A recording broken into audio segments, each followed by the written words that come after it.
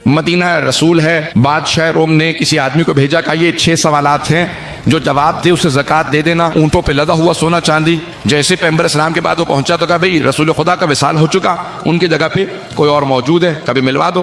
دربار میں لے کے آئے، کہا بھئی یہ 6 سوال ہیں۔ انہوں نے کہا پہلا سوال کیا پیش کیا؟ انہوں نے کہا یہ تھوڑا مشکل ہے، دوسرا سوال پیش کر دو۔ دوسرا سوال پیش کیا، انہوں نے کہا یہ پہلے سوال سے زیادہ مشکل ہے۔ انہوں نے کہا بھئی زکوٰۃ دینی ہے تو زکوٰۃ دو۔ یہ سوالوں کا کیا تاتا باندھ رکھا؟ انہوں نے کہا حضور زکوٰۃ میری نہیں ہے، جس بادشاہ نے مجھے زکوٰۃ کے پیسے دے کے بھیجے ہیں اس نے یہ سوال بھیجے ہیں، اگر آپ کو سوالوں کے جواب نہیں آتے تو مجھ پہ ناراض ہونے کی کیا ضرورت ہے؟ سوالات کیے، کوئی جواب نہیں ملا، باہر نکلا تو توہین کرنے لگا دین کی، رسول خدا کی، کہا یہ دین معاذ اللہ جھوٹا ہے۔ جناب سلمان کے کانوں میں آواز گئی، کہا خبردار دین کی توہین نہ کرنا۔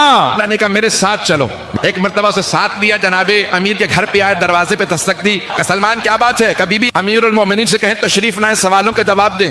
کہا وہ باغ میں کام کرنے گئے، جیسے باغ میں پہنچا، جیسے ہی مولا سے کہا تشریف لائیں، مولا باغ میں کام کر رہے تھے، ہاتھ میں گودال تھا، کہا یہ میرے سوالوں کے جواب دیں گے؟ مولا کو جلال آیا، کہا تیرے سوالوں کے میں جواب نہیں دوں گا، وہ جو سامنے میرا بیٹا کھڑا ہے وہ تیرے سوالوں کے جواب دے گا۔ اب وہ بہت پریشان ہوا، کہا 9 برس کا بچہ، چہرے پہ عصمت، یہ میرے سوالوں کے جواب دیں گے؟ امام حسن مجتبیٰ کو جلال آیا، کہا تو سوال پہلے کرے گا یا میں جواب پہلے دوں؟ اس نے کہا اچھا آپ بتائیے میرے کتنے سوال ہیں، سوال کے جواب دیجیے۔ جب امام نے سارے سوالوں کے جواب دیے وہ قدموں میں گر گیا، کہا اتنا سونا لایا ہوں آپ کے بابا کو باغ میں کام کرنے کی ضرورت نہیں ہوگی۔ جیسے ہی مشکل کشا نے سنا فوراً امام حسن مجتبیٰ سے کہا کہ ساری زکوٰۃ لو، فقراء مدینہ میں تقسیم کر دو۔